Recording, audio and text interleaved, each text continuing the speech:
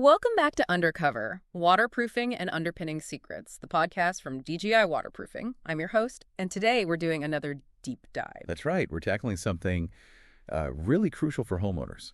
Absolutely. Affordable basement waterproofing. We all know that basement, sometimes it's got that, musty smell, or maybe you've seen a damp spot, but it goes way beyond that, doesn't it? We're talking structural impact, home value.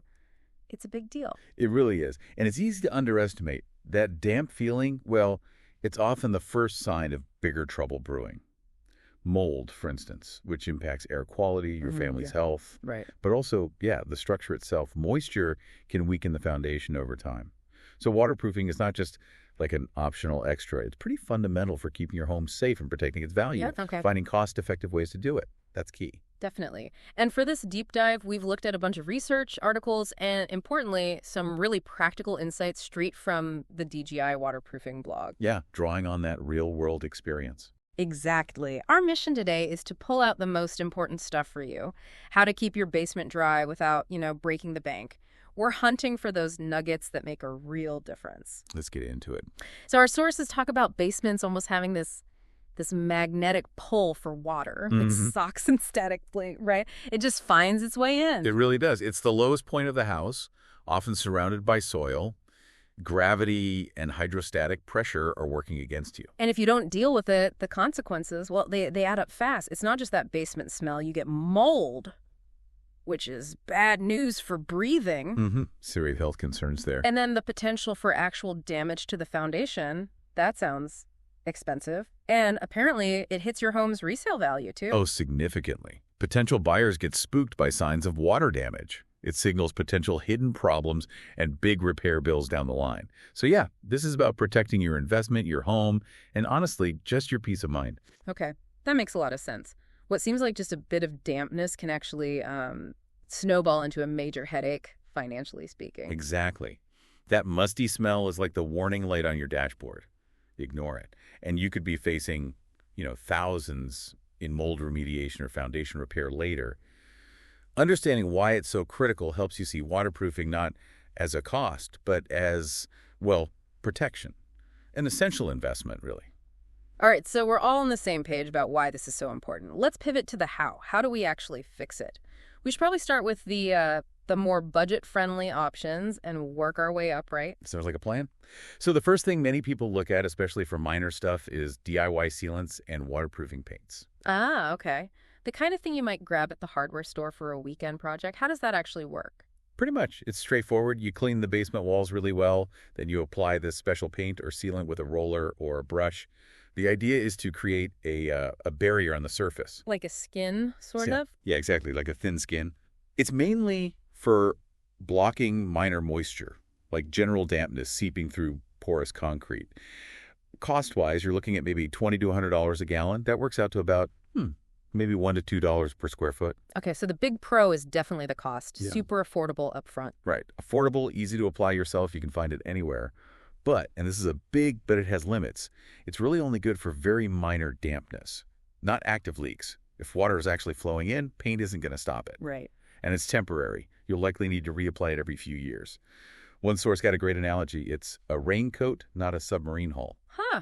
I like that. A raincoat, not a submarine hull. Okay. Yeah. So good for maybe just a slightly musty feel on really humid days. Exactly that. Or maybe as a very short-term fix while you figure out a bigger solution. But its lifespan is, maybe 1 to 3 years tops. Okay, that raincoat analogy really sticks. So if the paint is just for the lightest drizzle, what's the next step up?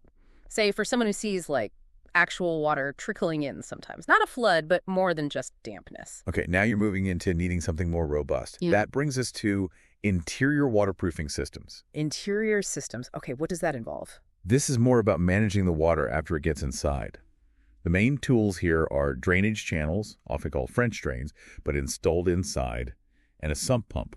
Ah, sump pumps. I've heard of those. Yeah, they're pretty common. So you install these drainage channels, usually just below the floor slab, right against the wall footing. Yeah. Any water that seeps through the wall or up through the floor gets collected in these channels. Okay. And it flows, usually by gravity, to a pit where the sump pump sits. When the water level in the pit rises, the pump kicks on automatically and pumps the water out and away from your house. So it's like a water management system inside the basement itself. It doesn't stop it coming in, but deals with it once it's there. Precisely. That's the key difference from other methods. It contains and redirects. Now, cost-wise, this is more involved. You're generally looking at $50 to $200 per linear foot. And the DGI waterproofing blog, our own data, confirms that range is pretty standard for these kinds of systems. 50 to 200 per linear foot. Okay. So more of an investment than paint, obviously. What are the pros here? Well, compared to the next option we'll discuss, it's generally less expensive. And a big plus. It's much less disruptive. All the work happens inside, so your garden, your driveway, all that stays intact. It's very effective for managing moderate, persistent water issues. Makes sense. Less mess outside. What about the downsides? The main one is, what you pointed out, it doesn't stop water entering the structure itself. It just manages it internally. And the system needs some maintenance. Sump pumps need checking, testing, and eventually replacing. The drains need to be kept clear.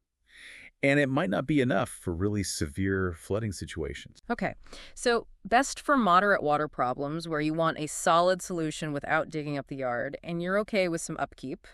How long does something like this last? A well-installed interior system with a quality pump can easily last 10 years or more, sometimes much longer, with proper maintenance. Right, 10 plus years. That's a decent lifespan. Okay, so that handles water once it's inside. But what if you want to stop it, like at the source? Prevent it from even touching the basement walls? What's the ultimate solution? Now you're talking about exterior waterproofing systems. This is the go big or go home approach, as our sources put it. It's the most comprehensive way to keep your basement dry. Go big or go home. Sounds intensive. What's involved? It is intensive. It means excavating.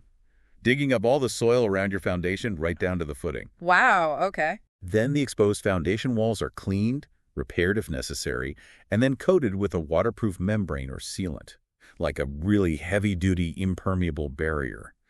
After that, new drainage pipes like exterior French drains are installed at the base to carry water away, and then everything is backfilled. So you're basically creating a waterproof shield around the entire below-ground part of the house. Exactly. You're stopping the water before it can even reach the concrete. Now, the cost reflects the work involved. It typically ranges from $50 up to $300, sometimes even more, per linear foot. And again, looking at the DGI waterproofing info, that range holds true. It's a significant project. 50 to 300 plus. Yeah. Yeah, that's a bigger investment for sure. But the benefits must be significant too. Absolutely. This tackles the root cause. It offers the best, most long-lasting protection. It actually helps protect the structural integrity of your foundation itself by keeping water away. Reduces hydrostatic pressure. The downside, obviously, is the cost. And the disruption your landscaping will take a hit during the work. It definitely requires professional installation. Right, not a DIY job. Definitely not.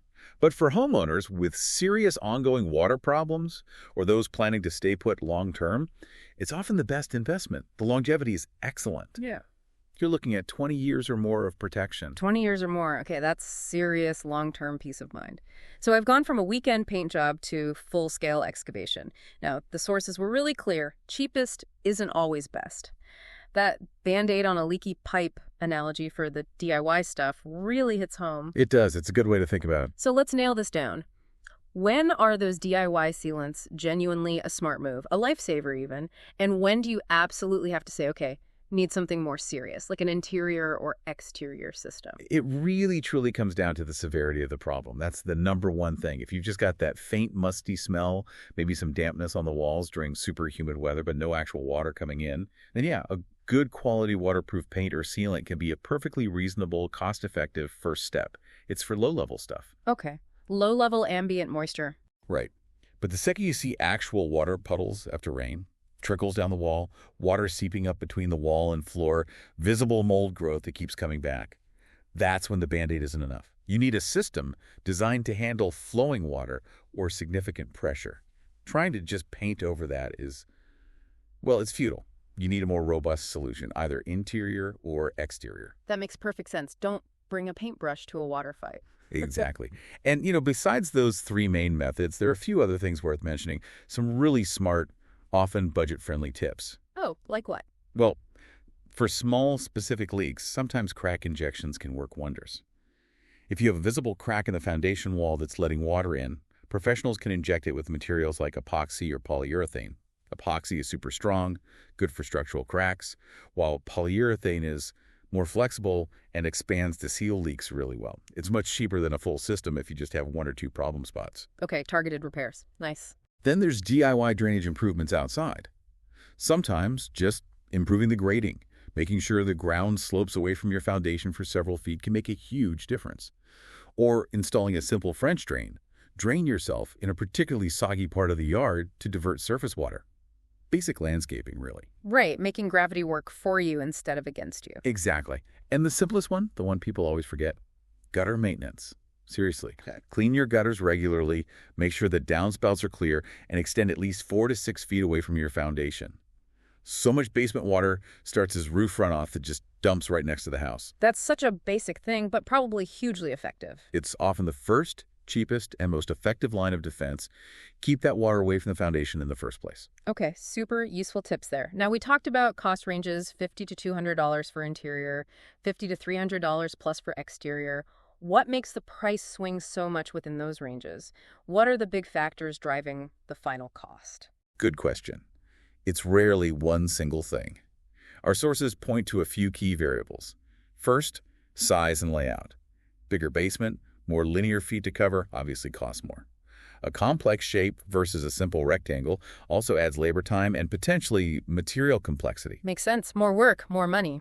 Then, as we discussed, the severity of the water issues. Minor dampness might only need a basic interior drain. Heavy water intrusion might require multiple sump pumps, maybe even combining interior and some exterior work. The worse the problem, generally, the more extensive and costly the solution needs to be. Okay, severity drives complexity. Right. Then there's the professional versus DIY factor we touched on. DIY saves labor costs up front, but for anything beyond painting or basic grading, professional installation usually ensures it's done correctly and effectively, which can save money long term. Plus, pros have the right tools and experience. And warranties, usually. And warranties, absolutely. Don't underestimate the value of a good warranty. Finally, material quality. You can get basic sump pumps or heavy-duty ones with battery backups. You can get standard drainage pipe or more robust options. Higher quality materials cost more up front, but they tend to last longer and perform better, offering better long-term value. Okay, so size, severity, who does the work, and the quality of the parts. That covers a lot. So let's put it all together for the listener. You figured out you have a problem, you've heard about these methods, you know costs vary. How do you actually choose the right approach for your specific basement and your budget? What's the practical checklist? Okay, here's a rundown, kind of a step-by-step thought process. Assess the problem, honestly. Is it just dampness or actual water? Where is it coming from? How often? Get a clear picture. Maybe even get a professional assessment if you're unsure. Step 1. Know thy enemy. Exactly. Step 2. Set your budget realistically. Figure out what you can genuinely afford. Remember that the cheapest option might not solve the problem, leading to more costs later. Balance cost with effectiveness. All right, don't be penny wise and pound foolish. Precisely. Third, think long term. How long do you plan to stay in the house? A bigger upfront investment like exterior waterproofing might make sense if you're there for the long haul, providing decades of protection and adding value. If you might move sooner, maybe a well-maintained interior system is the smarter play. Good point. Match the solution to your time frame. Fourth, if you're hiring pros, which is likely for anything beyond DIY paint or basic grading, get multiple quotes, at least 3. Don't just compare the bottom line price. Look at what solution they're proposing, the materials they'll use, the warranty they offer. Ask questions. Crucial advice. Compare the value, not just the price tag. Absolutely. And finally, step 5. Don't forget maintenance. Whatever system you choose, understand what upkeep is needed. Clean those gutters, test your sump pump periodically, keep an eye on drainage.